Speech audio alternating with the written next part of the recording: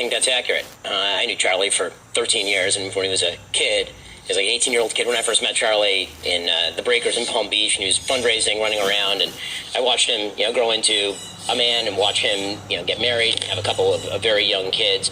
And, whatever you thought of Charlie's views is irrelevant. The fact is that what he made his living doing and what he actually did quite well, made himself really good at this, was just going and talking to people on the other side. And that's, what he was killed doing. He was literally in the middle of answering a question and picked up the microphone and was shot in the throat.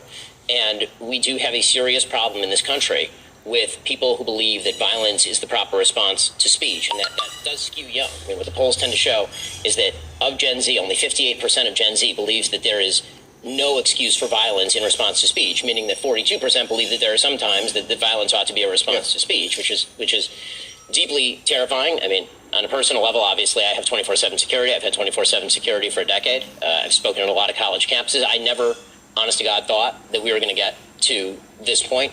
Even the assassination of political figures is not the same thing as just being shot in the throat for the crime of debating issues in the public square. And I thought wrong. I thought that that's not what America is or what it should be about. And we've come to someplace incredibly dark in our nation's history. And, I weep for the country. I weep for Charlie.